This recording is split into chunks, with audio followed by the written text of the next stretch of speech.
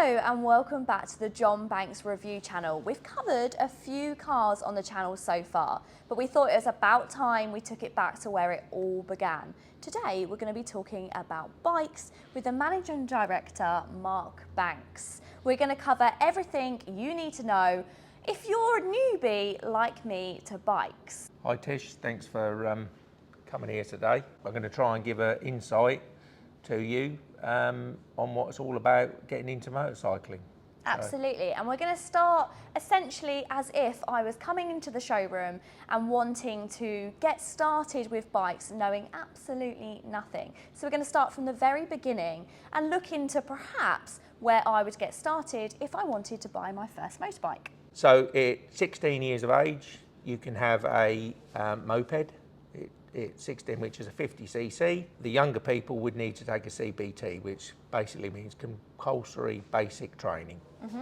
That's done at our Honda School of, approved at Ipswich, where they supply everything, the bike, the gear, everything.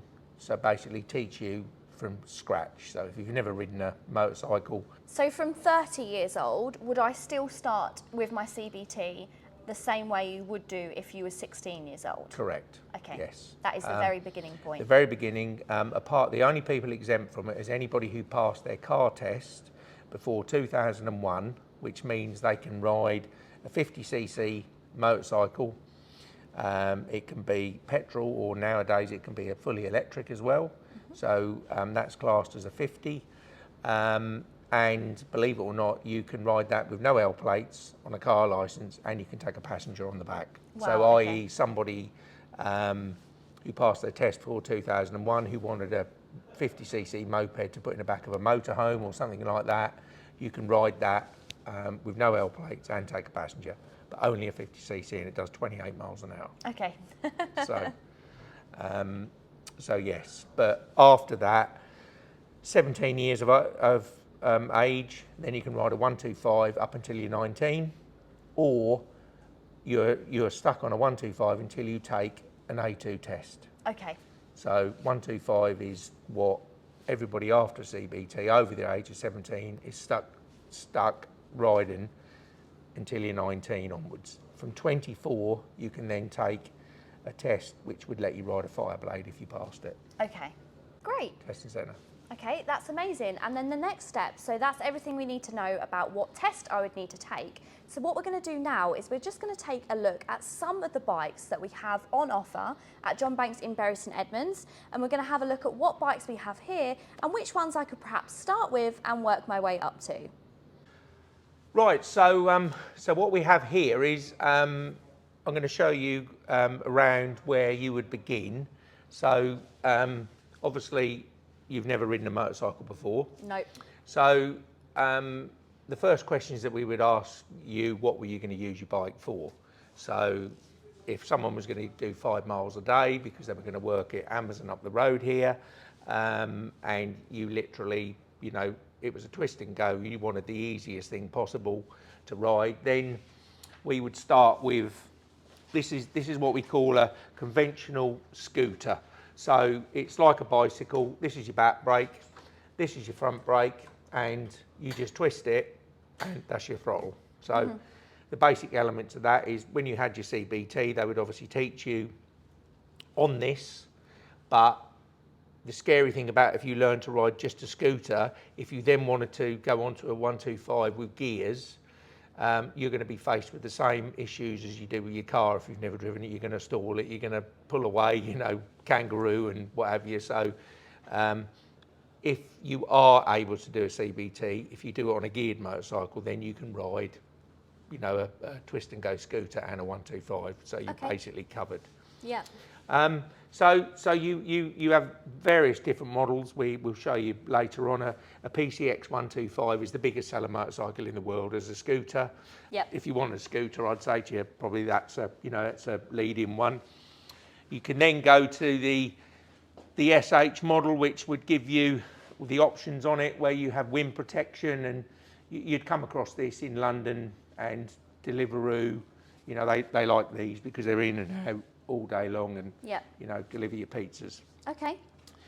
We then go to, like I was saying, to the 125 range. So these are what you are restricted to forever until you pass your A2 license. So what you have with it, this is a conventional 125 motorbike. So it's chain driven. It has a 5-speed gearbox. It has a disc brake on the front. It has twin shock absorbers on the back. So very much old school how it used to be. It's air cooled. So when you're going along, the wind blows past the engine and cools it. As you go up to the better performance models, it has a water cooled engine, a radiator like you find in your car. Okay. So, and it has 6-speed and it has better brakes, and you know, it'll do 70, 80 miles an hour, whereas this is about 65. Okay. So this would be more for if you're doing shorter journeys, and then you might want to go for something like this if you wanted to go just a little bit further. Yes, yeah. If you want to go on the A14, you know, it would be better than going on the A14 on a scooter. Sure. Can you go on motorways as well? No. You can't go on a motorway because you're an L plate driver. Okay. Yep. So, and a 50cc one is restricted the same. So, Yep. but if you passed your full test, then you can do 80 miles an hour. Yes, you can. Okay. But anybody with an L plate on the back, so Sure. is restricted anyway. So that's you know, you get a lot more space. You've got space under the seat on a scooter, so you can put your helmet underneath there. You can put your handbag. You can put, you know, whatever you've got with you under the seat. Whereas this has got the addition of a top box and a rack. Yep. But that hasn't got any storage. So Okay. you'd wear a rucksack if you didn't have a top box. Yep. Amazing. Right, so I'll show Yes. you, we'll move on to another one as we go to what we call the fun bike range. Okay, that would be great. All right. Okay, yes. Right, so here we have, moving on from what we called the, you know, the step-in one. So this is the biggest selling scooter in the world. Okay. This is what they call a PCX 125. It has, you know, the same twist and go. So it's basically exactly the same. You have under-seat storage. We then go to the fun bike range. Okay. So with the fun bike range, Honda are the inventor of this. You know, it's the monkey bike from years ago, from the 70s. These are very popular with anybody. This is what someone would have, you know, in the garage to go A to weekend toy. a weekend toy to go to the pub. You know, women can ride it because it's got low seat height. It's very light.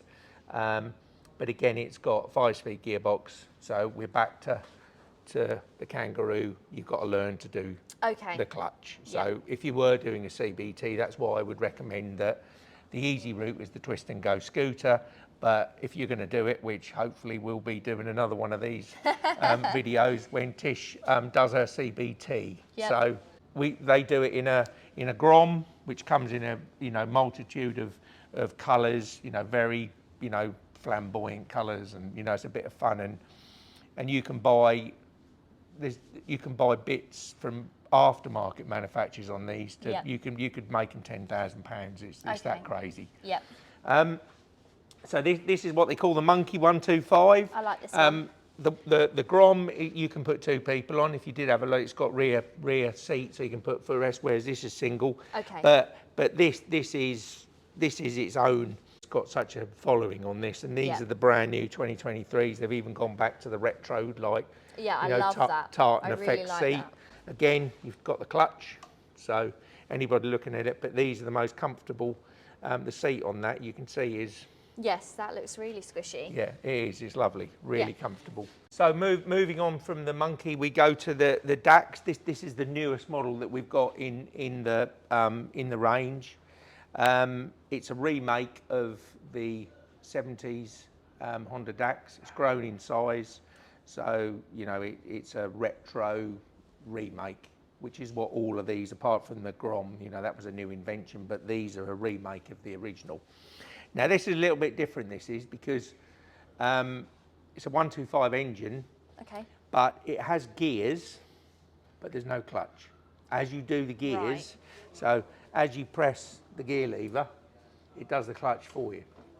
Okay. So it's twist and go, but you change gear as you go faster, Okay. but you haven't got to worry about doing the clutch. So almost like a semi-automatic. Correct. Okay. Yeah.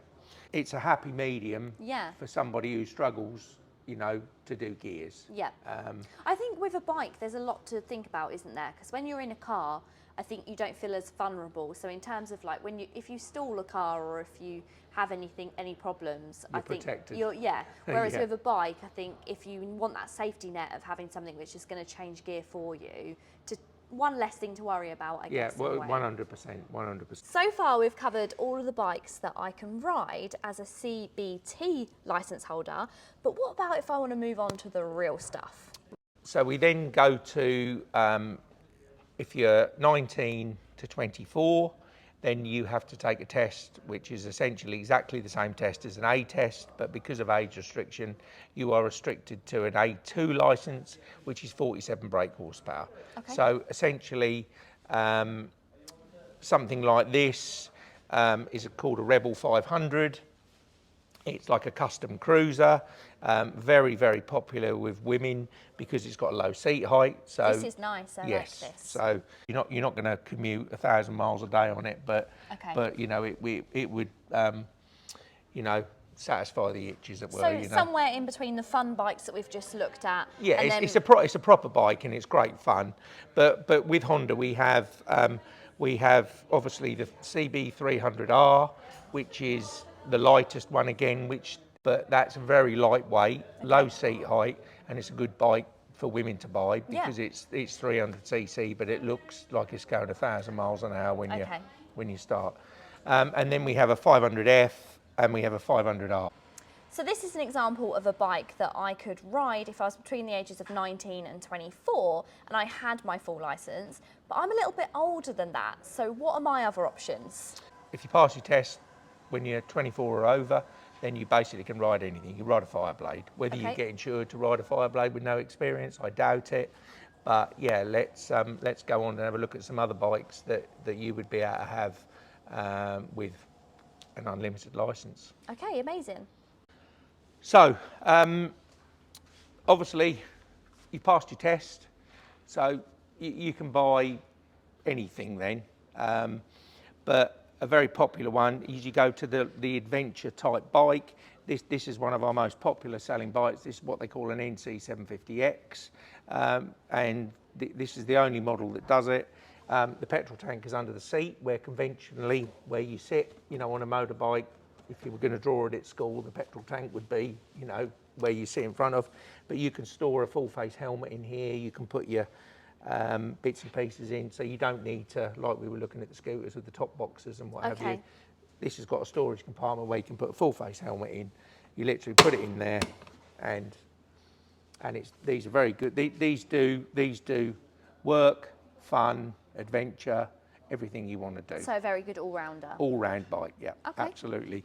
And you're at £7,849. So you're still, you know, you're not into the teens. Forking out thousands and thousands. Okay, amazing. But that would be a good bike, but again, you need a full license for that. Okay.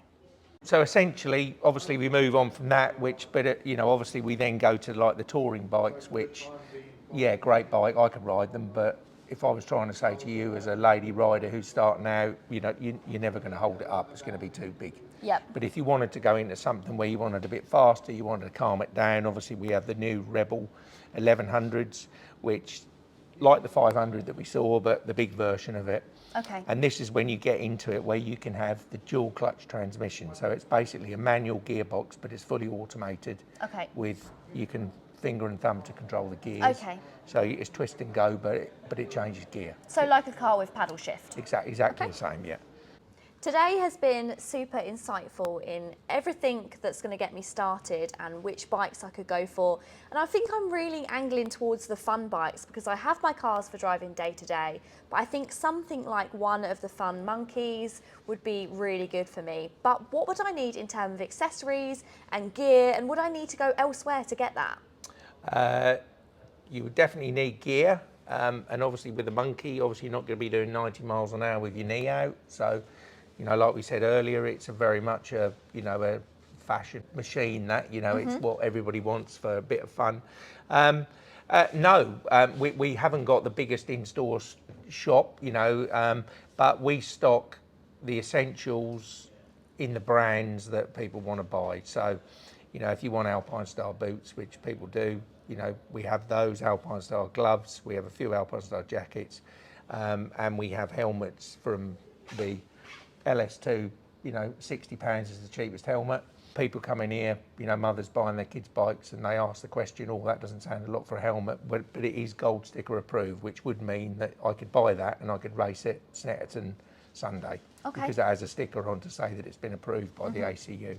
So no, we cater for that. So, you know, a helmet, £60, the jackets are, you know, I'd recommend, you know, they're about £100 for a good one with all the protection and everything.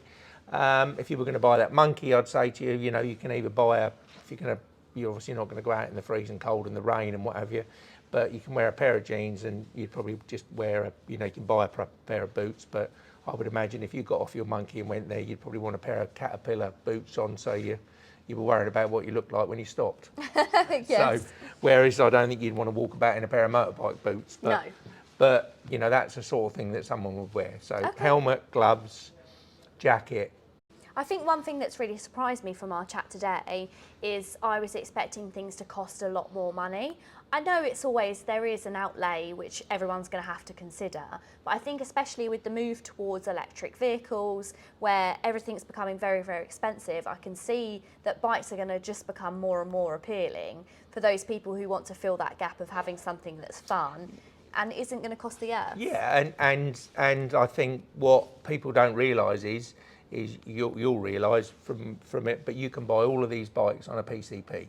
Okay. So you could put £300-400 deposit down, and the bike you were looking at, you'd be looking about £75-80, depending on your deposit, on a 3-year PCP. And the guaranteed future value will only be sort of £1,100-1,200. So you're going to have equity, you know, in it. Sure. So you haven't got to lay out all the money. No. And £20 odd a week, to even if you went out, you know, couple of times a week, couple of nights, you know, a bit of fun. It's not expensive. When can we book my CBT? Well, that'll be the next thing. We'll do the next one of these when you do your CBT. So obviously we use the Suffolk Rider in Ipswich is our CBT place. So watch this space. Well, this has been really good, and I'm so pleased that I've learnt the basics. I thought it was going to be overwhelming, but it's actually been quite manageable, and I really hope this has been helpful for anyone watching at home as well that wants to know the basics of getting started with bikes. Thank you so much, Mark, for sharing all of your wisdom. No, thank you. Mark spends a lot of time here at Bury St Edmunds, so if you do want to learn more about bikes, then you're always welcome to come into the showroom, and Mark or one of his associates will be happy to talk through it with you. And then watch this space, because hopefully there'll be lots more bike content to come. And if anything has caught your eye in this video and you want to learn some more, then let us know down below and we can cover it in a full video. Yep. We can do a walk Certainly around of any of the bikes. So thank you so much for watching, and until next time, bye. Bye.